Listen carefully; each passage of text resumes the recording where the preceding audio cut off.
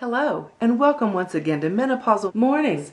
I'm your host, Diana Johnson, and I'm here to offer up my observations on another aspect of the change of life. Video number 13 in the series is on grading your relationships after menopause. As far too many of us are finding out, not everyone who's in our lives at the beginning of our journey through menopause remains in their place throughout.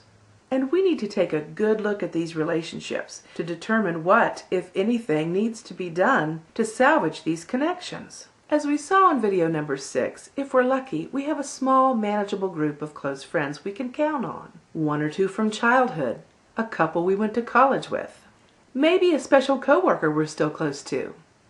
If you're like me, you're even fortunate enough to have your actual sister and a special cousin or two in this intimate circle. And still others hit the jackpot and have gay men as some of the girls in their group, better than all the bitches in my address book. And we hope that they are spared the ravages of hot flashes, hate flashes, and vitriolic rants, and make it to the other side with you. However, if you have marginalized a girl in your group while you fumbled through your menopausal hell, you may have to rethink your relationship. Many girls become reclusive, suffering from EHO, or withdrawal because of mounting fatigue from insomnia. And still others are just too effing irritated to be social all the time while in the grips of their midlife struggle. If your friends take these changes in group contact and involvement personally, they may not stick around. You need to communicate clearly and as often as possible with the friends you want to keep. They'll understand and be patient if they're worthy of you in the first place. And if even after hearing from you, they still take it personally, screw them. They're more trouble than they're worth. Here is an easy way to grade your relationships from 1 to 10.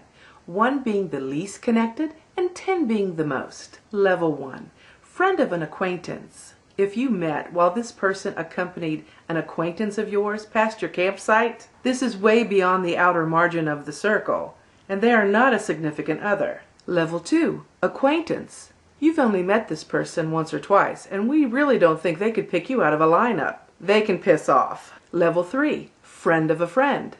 You are friends with a friend of this person. You've never spent time alone or initiated contact directly with this person. Again, this relationship is marginal, and you are not obligated to call them. Number 4. Friendly friend. You have worked with this person, and you have been to their home on your own. You each save the other's number in your phones, and you're friends on social media with some restrictions. This person should expect to resume some level of contact after menopause, but they shouldn't be pushy. This is one of those take what you can get scenarios. Level 5. Cousin. We use the term cousin here to represent any familial relationship outside of parents and siblings. You are going to be thrown with these people at weddings and funerals, and if your relationship was fairly good before you started into menopause, you can expect to resume a friendly connection. Level 6. Parents. We would like to think that all parents and their children would be reunited after menopause. But if you are a parent, you know that you often get unfairly blamed for the ills of all. So it's truly a crapshoot for you. And if your daughter is the one going through menopause, like, how old are you anyway? You may not make it. Level 7. Sibling. If they have been there for their sister all along, then you can expect to resume your normal relationship. If they've taken any of it personally, give them a reasonable time to get over it. And then tell your dad. Level 8. The lover. Now, if your relationship was purely sexual, chances are they did not stick around when all this menopausal bullshit started going down, so never mind. Level 9. Spouse. Now, unless the pre-existing condition of a failing marriage has not been ruled out, you can count on your spouse returning to you with love in their hearts. But if your marriage was on the rocks anyway, see ya! And finally, level 10. Your BFF. They are really the only one you need to get back into the good graces of. Our true best friends are patient and forgiving, and they're probably going through the same shitty hormonal imbalances that we are, so they could have been along for the ride the whole time. Just remember to honor yourself in all your relationships. Choose friends who give as much as they take from your connection. The needy, greedy drama queens are the first to go when our patience won't let us put up with other people's shit.